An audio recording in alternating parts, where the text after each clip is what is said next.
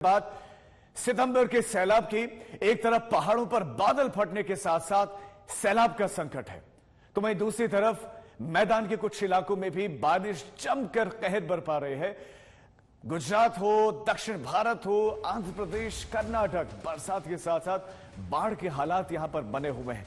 किस तरह से माहौल खराब है वो आप तस्वीरों में भी देख सकते हैं। पहाड़ों पर मूसलाधार बारिश का दौर जारी है। बादल फटने के बाद से कई घर सैलाब के साथ बह गए।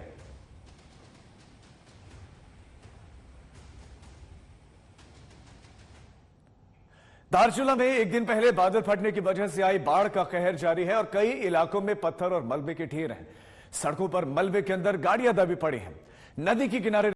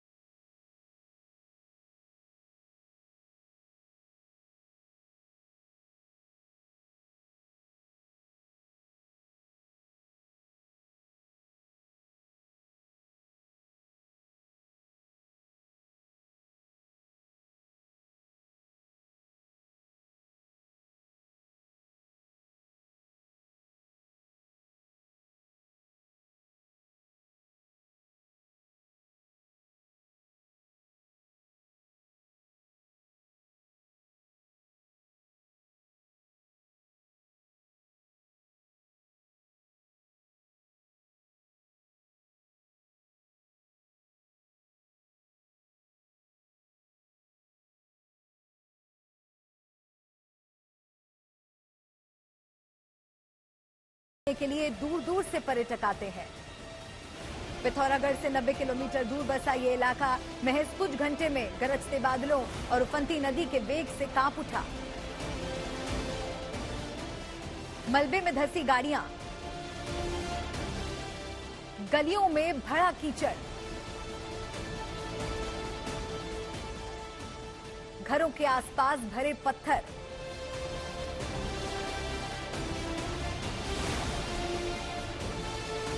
इन तस्वीरों से आप अंदाजा लगा सकते हैं कि जिस वक्त घरों के पास से गलियों से पत्थरों के साथ पानी का प्रहार आया होगा तो लोगों पर क्या गुजरी होगी।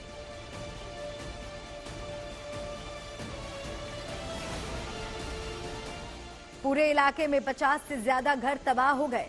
कई ऐसे परिवार हैं जिनका सब कुछ नदी के साथ आए मलबे में बह गया। घर में तो सारे बर्तन बाणे सब डूबे, कुछ नहीं बचा। ना मेरे पास कपड़े लत्ते भी नहीं है पहने के लिए, दूसरों का पुराना मैक्सी पहन के आई हूँ।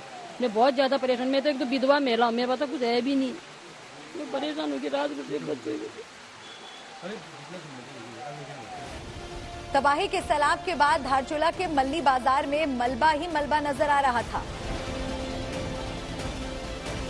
धारचूला के पास पे खोतीला गांव पे जो निचले इलाकों पे मकान बने हुए थे उसमें काफ़ी सारा जल भरा हो गया था। एक महिला की मिसिंग की सूचना थी जिसे अभी रिकवर कर लिया गया है और बाकी सारे रेस्क्यू का काम चल रहा है। एनडीआरएफ, एसडीआरएफ, हमारे रेवेन्यू की टीम और काफ़ी सारा प्रशासन का अमला, कुछ सैनिक सोल्जर्स वगैरह भी उसमें काम में लगे हुए हैं।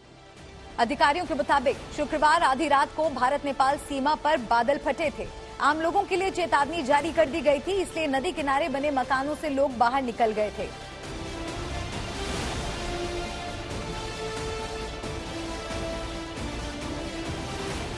हादसे के बाद सीमा सशस्त्र बल के जवान राहत और बचाव के काम में जुट गए।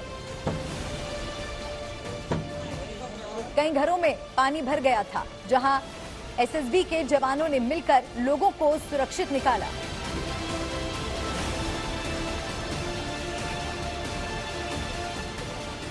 हमको सुबह प्रशासन की तरफ से बताया गया था, तो हमारे एलागाड़, धारचूला, खोतीला और आसपास के जितने भी एसएसबी के कार्मिक हैं सबको वहां पे भेजा गया है और एसडीआरएफ, एनडीआरएफ और लोकल पुलिस की मदद के लिए एसएसबी की टीम वहां पर तैनात है। प्रशासन के मुताबिक धारचूला के खोतीला गांव में सबसे ज्यादा तबाही हुई। ग्वाल नाम के गांव में पानी भर गया। एक दिन बाद भी काली नदी का वेग कम नहीं हुआ था। किनारे के इलाकों पर खतरा अब भी मंडरा रहा है। तबाही इतनी ज्यादा है कि राहत और बचाव का काम प्रशासन के लिए बड़ी चुनौती बन गया है। इस हादसे में नेपाल की तरफ भी भारी नुकसान की खबर है। तबाही की बरसात में नेपाल में कई मकान जमींदोज हो गए और 5 लोगों की जान चली गई। फ्लैश फ्लड के बाद 8 लोग लापता बताए जा रहे हैं। राकेश पंत, धारचूला, आज तक।